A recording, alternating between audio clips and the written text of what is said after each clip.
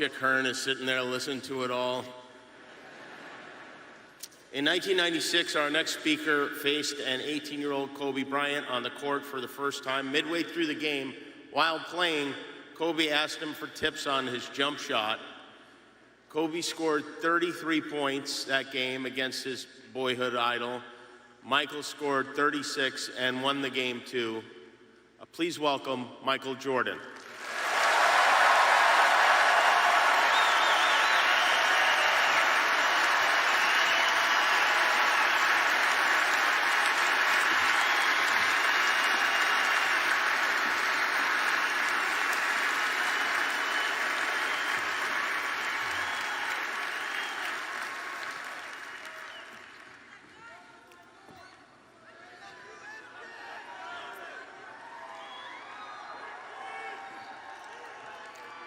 I would say good morning, but it's afternoon.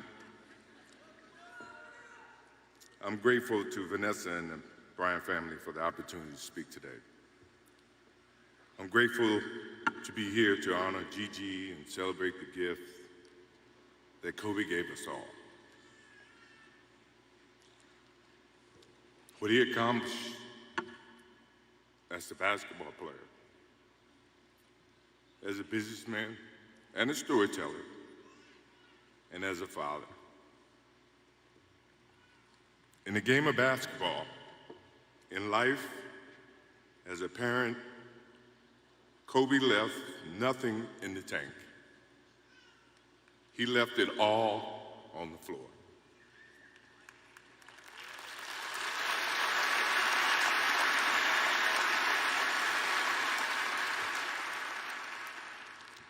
Maybe it surprised people that Kobe and I were very close friends, but we were very close friends.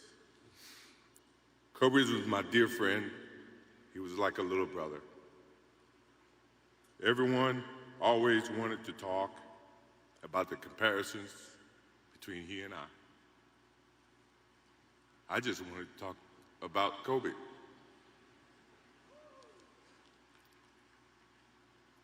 You know, all of us have brothers and sisters, little sisters who, for whatever reason, always tend to get in your stuff,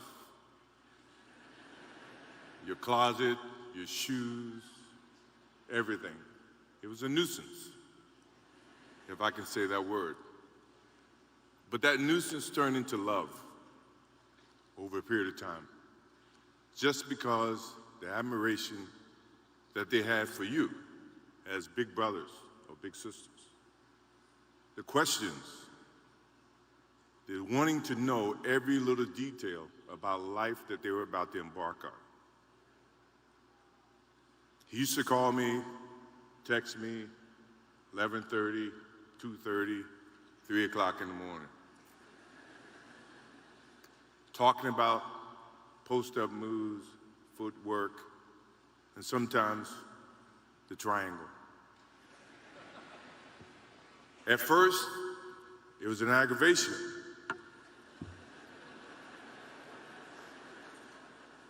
But then it turned into a certain passion.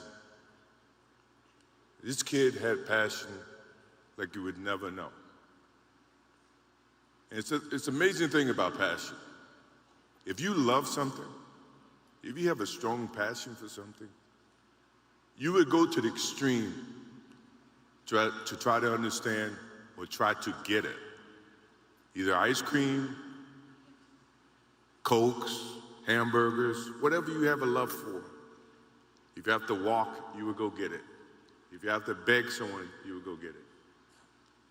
What Kobe Bryant was to me was the inspiration that someone truly cared about the way I played the game or the way that he wanted to play the game. He wanted to be the best basketball player that he could be. And as I got to know him, I wanted to be the best big brother that I could be.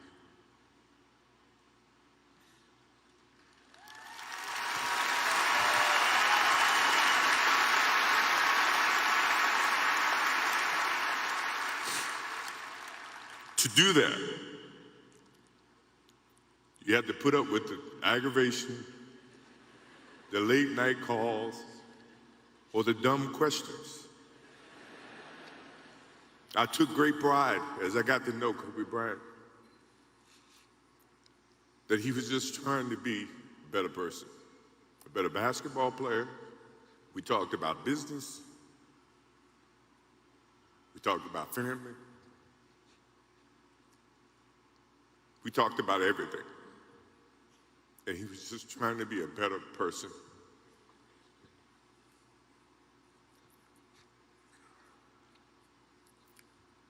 Now he's got me. I'll have to look at another crime meme for the next.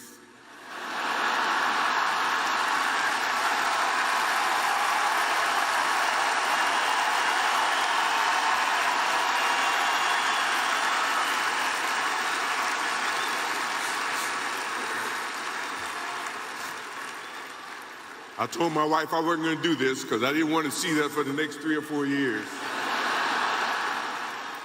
That is what Kobe Bryant does to me. I'm pretty sure Vanessa and his friends all can say the same thing. He knows how to get to you in a way that affects you personally, even though if he's being a pain in the ass. But you ever have a sense of love for him in the way that he can bring out the best in you. And he did that for me. I remember maybe a couple of months ago, he sends me a text. And he's saying, I'm trying to teach my daughter some moves.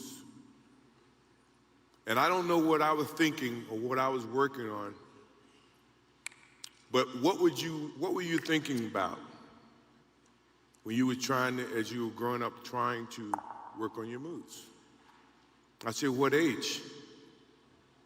He says, 12. I said, 12, I was trying to play baseball. He sends me a text back saying, and this was at 2 o'clock in the morning. But the thing about him was we could talk about anything that related to basketball, but we can talk about anything that related to life. And we, as we grow up in life, rarely have friends that we can have conversations like that. Well, it's even rare when you can grow up against adversaries and have conversations like that. I went and saw Phil Jackson in 1999 or maybe 2000. I don't know when Phil was here in LA. And I walk in and Kobe's sitting there. And the first thing, I'm in a suit. First thing Kobe said, did you bring your shoes? No, I wasn't thinking about playing. But his attitude to compete and play against someone he felt like he could enhance and improve his game with. To me, that's what I loved about the kid. Absolutely loved about the kid.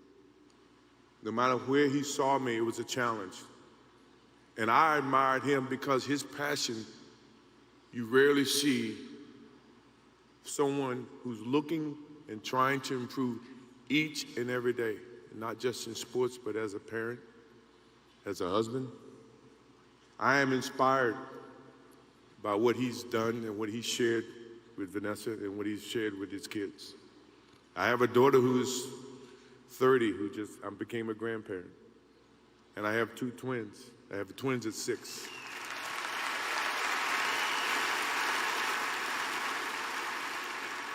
I can't wait to get home to become a girl dad and to hug them and to see the love and the smiles that they bring to us as parents. He taught me that just by looking at this tonight, looking at how he responded and reacted with the people that he actually loved. These are the things that we will continue to learn from Kobe Bryant. To Vanessa, Natalia, Bianca, Capri, my wife and I will keep you close in our hearts and our prayers. We will always be here for you, always. I also want to offer our condolences and support to all the families affected by this enormous tragedy. Kobe gave every last ounce of himself to whatever he was doing. After basketball, he showed a creative side to himself that I didn't think any of us knew he had. In retirement, he seemed so happy. He found new passions, and he continued to give back as a coach in his community. More importantly, he was an amazing dad, amazing husband, who dedicated himself to his family and who loved his daughters with all his heart. Kobe never left anything on the court. And I think that's what he would want for us to do. No one knows how much time we have. That's why we must live in the moment. We must enjoy the moment. We must reach and see and spend as much time as we can with our families and friends and the people that we absolutely love. To live in the moment means to enjoy each and every one that we come in contact with. When Kobe Bryant died, a piece of me died. And as I look in this arena and across the globe, a piece of you died, or else you wouldn't be here. Those are the memories that we have to live with and we learn from. I promise you, from this day forward, I will live with the memories of knowing a little brother that I tried to help in every way I could. Please rest in peace, little brother.